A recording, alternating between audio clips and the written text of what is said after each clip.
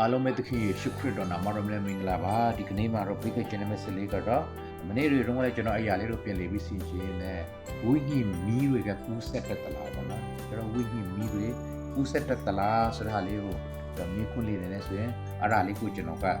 သုံးခုလေးနဲ့ဖြည့်ပေးခဲ့ချင်တာပေါ့နော်ကျွန်တော်10မိနစ်ခွဲစာပဲဖြစ်တာဖြစ်တယ်ဝိညာဉ်မီးတွေကကူးဆက်တတ်လားအပိုင်း1နဲ့နေပါဆိုတော့ကျွန်တော်မောရှိကနဲ့ဘသူစီကူဝိညာဉ်ကူးဆက်သွားတာလေဆိုတော့ယောရှုစီကူးဆက်သွားတာနော်ဘယ်လိုဆိုတော့ကူပြောင်းသွားတဲ့ဟာကိုတွေ့ရတယ်နော်ကျွန်တော်လည်းအဲ့ဒါလေးကတော့တွေ့နေရတာဖြစ်တဲ့တမန်ကျမ်းစာတွေမှာနောက်တစ်ချက်ကြတော့ဘသူစီမှာတစ်ခါပြန်တွေ့ရလဲဆိုတော့အေလီယာကနဲ့အလရှေစီကို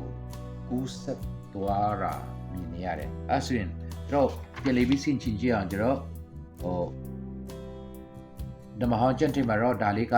အထူးစီခြင်းပူဖြစ်တယ်ပေါ့နော်အေလီယာစီကနဲ့အလရှေစီကိုကူတော်ဝညင်ပေါ့နော်အဲ့ဒါဆိုတော့တကယ်ချောက်ကမန်လီနော်ကျွန်တော်တမန်ကျမ်းစာပြင်ကြည့်တဲ့အခါမှာအေလီယာကကျွန်တော်နမိတ်လက္ခဏာ10ခုလောက်ထားတော့နော်အလရှေအလှလေးရောက်16ခုလောက်ဖြစ်သွားတယ်ဆိုတော့ဟာရီပေါ့နော်တမန်ကျမ်းစာတိမတိချလက်လာကြည့်မယ်ဆိုရင်အဲ့ဒီဟာမျိုးတွေတွေ့ရတယ်ပေါ့နော်ဆိုတော့